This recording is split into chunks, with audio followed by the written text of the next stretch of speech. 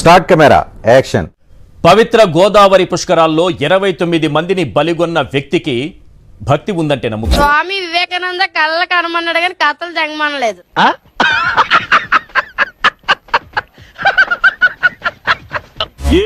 పవిత్రమైన పుణ్యకార్యాలకు చెప్పులేసుకుని హాజరయ్యే వ్యక్తికి భక్తి ఉందంటే నమ్ముతారా? దరిద్రుడా, ఒక్క మాట మంచిది రాదా నోట్లోంచి? అది నూనె డ్రైనేజారా? అంటే పవిత్రమైన 1000 కాళ్ల మండపాన్ని ఒక్క కలం పోటుతో కోలగొట్టిన వ్యక్తికి భక్తి ఉందంటే నమ్ముతారా? ఉందిలే మంచి కాలం ముందు ముందునా. ఒరే సుబ్బు,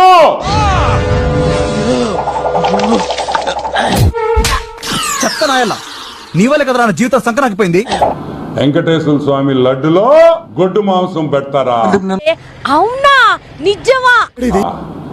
గొడ్డు మాంసంతో నుంచి తీసిన ఆయిల్ వాడతారా? వెంకటేశ్వర స్వామి ప్రసాదాల్లో ఆ నెయ్యి వాడతారా? అరుస్తున్నాడు భయ్యుడు, నీకు బాగా మదం ఎక్కిందిరా గోవర్ధన. కుళ్ళిపోయిన జంతువుల్లో నుంచి తీసిన నెయ్యి వాడతారా? అతను నా గురించే మాట్లాడుతున్నాడు. ఎంత అపచారం అని అడుగుతున్నా. అసలు ఇది న్యాయమా అని అడుగుతున్నా. మనిషి అన్నాక చేమునిత్రు ఉండాలి.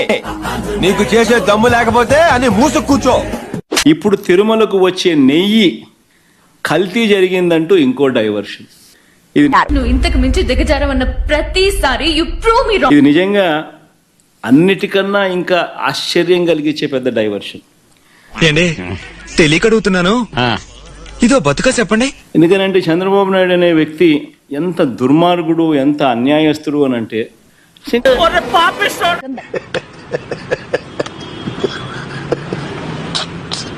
నిజంగా దేవుడిని కూడా రాజకీయాల కోసం వాడుకోగలగాలి అని ఆలోచన చేయగలిగిన వ్యక్తి ప్రపంచ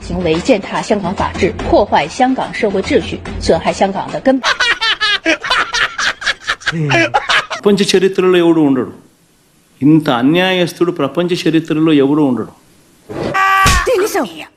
ఇన్నవా పెళ్ళ చేతిలో తన్నులు తినే ప్రతి పాకెట్ గాడు గిట్టనే డైలాగులు కొడతాడు. దేవుడు ని రాజకీయాల కోసం ఉపయోగించుకోవాలి అని ఆలోచన చేయగలిగిన దుర్మార్గమైన మనస్తత్వం అంటే పబ్లిక్ అయిపోయారంటారా మీరు?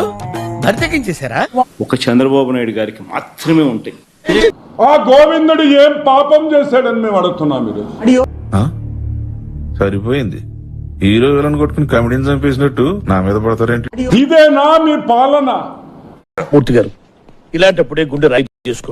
ఏం చేద్దామంటావు? సరే, మమ్మల్ని ఇబ్బంది పెట్టావు, మమ్మల్ని కొట్టావు.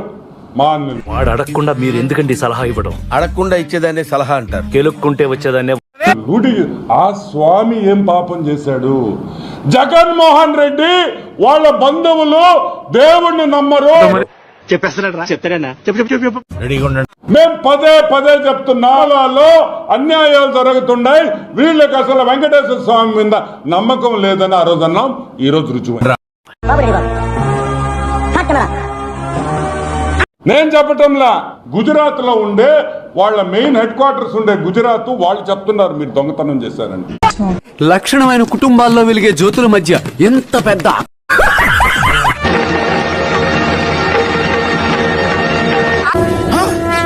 నాకేం కనపట్టలేదు.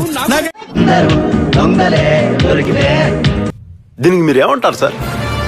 నిజంగా ఇది ఎంత దారుణమైన డైవర్షన్ పాలిటిక్స్ అంటే, ఇది ఎవరు మాట్లాడేది నాకు అర్థం కాదు. అందుకే కదా నీ మెడల్ ఇది కొడతాను. ఎందుకంటే ఒకవైపున 100 రోజులు చంద్రబాబు నాయుడు గారి పరిపాలన మీద ప్రజలందరూ కూడా చంద్రబాబు నాయుడు మీద కోపం వెలుపుచుతా ఉన్నారు. చూస్తున్నారా వాడి చేష్టలు, వాడి బిల్డప్. ఏమైనా మా సూపర్ 6లు, ఏమైనా మా సూపర్ 7లు అని చెప్పి ప్రజలు నిలదీస్తా ఉన్నారు. తక్కువగా చూశాను అమ్మా, నిన్ను ఈ దేశానికి కాదమ్మా శత్రు దేశానికి ఆర్థిక. ఇలాంటి నేపథ్యంలో ప్రజల మనసును డైవర్ట్ చేసేందుకు చంద్రబాబు నాయుడు చేస్తా ఉన్న అతి దుర్మార్గమైన ఆలోచన ఈ కట్టుకథ. అలా భయపెట్టకండి అంకుల్, ఏదో చిన్న పిల్లలు ఇలాగే బ్రతకలేమండి అంకుల్ ప్లీజ్.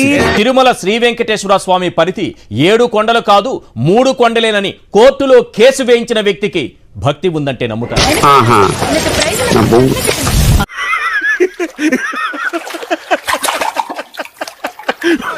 అఖిలాండ కోటి బ్రహ్మాండ నాయకుడు వెలసిన పవిత్ర పుణ్యక్షేత్రం తిరుమలలో ఫక్తు రాజకీయాలు చేసే వ్యక్తికి భక్తి ఉందంటే నమ్ముతారు. అయిపోయాడు.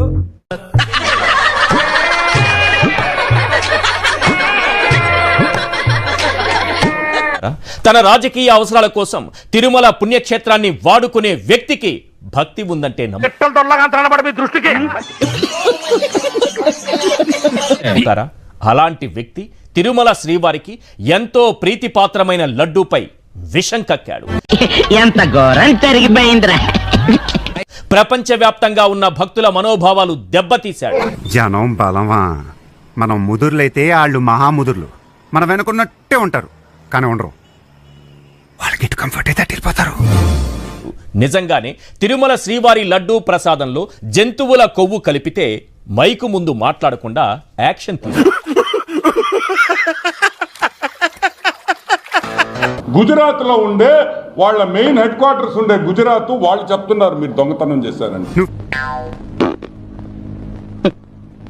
తన 100 రోజుల పాపాల పాలన నుంచి ప్రజలను డైవర్ట్ చేయడానికి లడ్డూపై విషం కక్కితే నా జీవితానికి ఏదైనా అసంతృప్తి ఉందంటే అది ఇదే. ఏంటి అంటే ఇలా అబద్ధాలు చెప్పే వాళ్ళకి గరుడ పురాణం ప్రకారం చాలా కఠినమైన శిక్షలుంటాయి. ఏమన్నా సన్నాస దరిద్రుడా, ఇదేం దిక్కుమాలిన ఆలోచన, ఇంత భావ దారిద్ర్యం. చెప్పేటివన్నీ శ్రీరంగ నీతులు, చేసేటివన్నీ దొమ్మల గుడిసెల్లకు దూరడం. మొత్తం 14 లక్షల నరకాలలో అతి భయంకరమైన 16 నరకాలు ఉంటాయి. చూసానన్నయ్య, ఇది చూసేశాను, ఈ జన్మకి చాలు, నేను పోతానన్నయ్య, నేను పోతాను, నాకు ఇది వద్దు, వద్దన్నయ్య. అమ్మాయి చేసేవన్నీ దేవుని పూజలు, దూరేవని గబ్బు గుడిసేదని పెట్టుకో, సారీ లేకపోతే నేను కంట్రోల్ తప్పాల్సి వస్తుంది. మా వీడియో మీకు నచ్చినట్టయితే లైక్ చేయండి, షేర్ చేయండి, సబ్స్క్రైబ్ చేయండి. సబ్స్క్రైబ్ కాదు, సబ్స్క్రైబ్ చేయండి, ఏదో చేయండి.